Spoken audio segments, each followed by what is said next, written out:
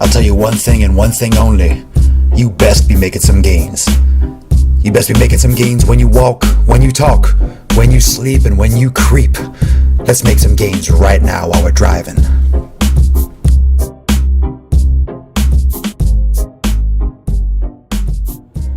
Willkommen, hello. I would say welcome to Driving While Gaining, but you're already looking at me, and that's pretty obvious. So, driving while gaining, but how do you gain if you're wearing wrist wraps and a belt? Is that good? Is that bad? Is it good to wear a belt? Is it good to wear wraps? Is it good to use these like accessories in the gym? Let's talk about the belt and wraps specifically. Yes and no. So a belt mimics that natural muscle in the body, the transverse abdominis. A belt can be useful and is useful for sets to failure and or maximal repetition. So if you're doing 15 sets, but you're going to absolute failure. If you're doing 1 rep max, which is a failure, that's like the definition of a set to failure, is 1 rep as much as you can possibly do. Whether or not you believe in maximum sets or sets to failure, which you should, but max reps are different. A belt is very helpful for producing internal tension and producing internal pressure that will exert force that tightens and gives support to the thoracic spine, for the vertebrae, and for all the internal organs. It creates a base of support, a location where the stomach and the muscles can push against that belt. Now, most people don't need it. Most people don't need it. I don't think you should depend on a belt. It's really mostly for strength training. What I don't like about a belt, so I mean, I can easily make an argument for and against belts in the gym, period. I wouldn't say anger, but my distaste for people wearing belts are those people that just wear the belts and just walk around.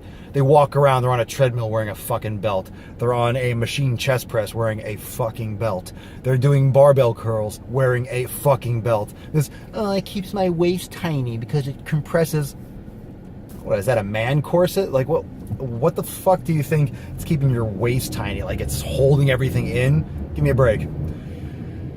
It's just not necessary. You're depending on a belt for support and for that base in your core rather than your internal musculature. So unless you're doing a set to failure, you're doing a compound exercise like a squat, a deadlift, a front squat, don't use a fucking belt. Use good form, use moderate, to heavy, moderate to low reps, like 6 to 12 repetitions, and train yourself hard. You don't need a freaking belt. In terms of wrist wraps, they go around your wrist and they help you, hold on to a bar. They help you, takes pressure off your grip. Those have a little more use. I recommend those more in general. It depends on what you do daily for work. I used to be like, no, I don't use wraps. I don't use belts. I don't use a belt. And I generally don't use wraps. I have more lately because I'm working to avoid, because I do so much with weights. I'm lifting weights all day long. I do so much with my fingertips. I really cannot afford it. I don't want to get any kind of tendonitis. I don't want to have any kind of, medial, or lateral, actually, more appropriately, lateral epicondylitis. And so wraps can help take pressure off and put more on the muscles and isolate. But there's certain exercises where I don't use wraps. You don't have to use wraps. You can use them wisely as a tool. It's not like, okay, I use wraps or all the time, or don't use wraps ever. You can use them at certain points. So if I'm doing, let's say, deadlifts, I try not to use wraps, because a deadlift, the whole point is you are using your strength. It's total body exercise, and it's the grip, it's everything intertwined. So using wraps for a deadlift is kind of like, well, I'm not strong enough to lift this. Let me strap things and attach it to my arms, even though they're not strong enough to hold the weight. So it kind of overloads your body to the point where it could be a negative thing. It could put too much pressure on the tendons and ligaments. So use your wraps wisely. I would use them maybe towards the end of a workout if you're getting more fatigued and your grip strength is failing. I would use them maybe if you have any tendonitis or you're working, again, so you do a lot of typing and you don't do any kind of rehab or counterbalancing for the forearm muscles. of which I want to do some demonstrations and some exercise that you can do to prevent that kind of inflammation. But use the belt and the reps sparingly. Use the belt only for maximal repetitions and sets to failure for those compound Olympic style lifts like squats and deadlifts. Stay away from the belts for other things. Work more on core strength, hip bridges, planks, and the like. And in terms of reps, be aware that a lot of gripping can cause some kind of tendonitis, so you might want to use them if you're doing a lot of grip exercises, if you don't stretch a lot, if you've had tendonitis in the past. Could be a good tool that will improve your longevity and reduce inflammation, irritation. All right, we were driving and we were gaining. We were doing both.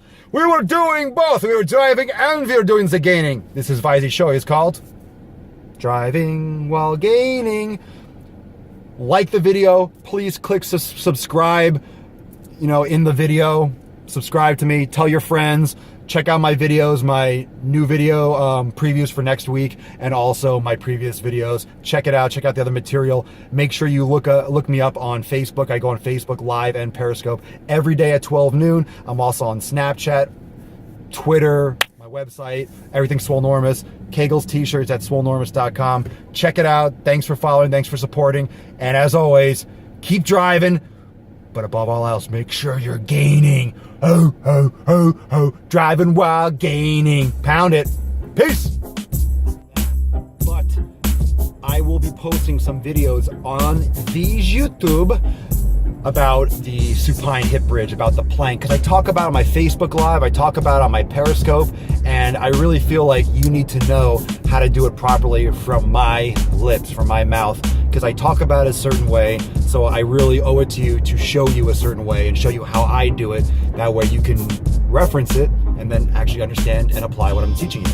So check that out. Remember, every day Facebook Live and Periscope at the high noon, 12 o'clock. I did double the pre-workout. I took 2 packets. So I am really hyper. I'm really happy. And everyone's looking at me. I'm about to freak out. Go! Oh yeah, baby. Get some. Back day.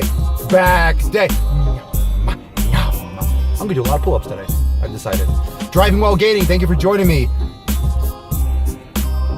Cuck funches or frunches. Crunches, don't need them. Watch my other videos. Watch my other DWGs. Keep an eye out for my core activation, my core strengthening, my initiation videos. I'm amped. Take care of yourself. I'm about to get my sick pump on. Pound it.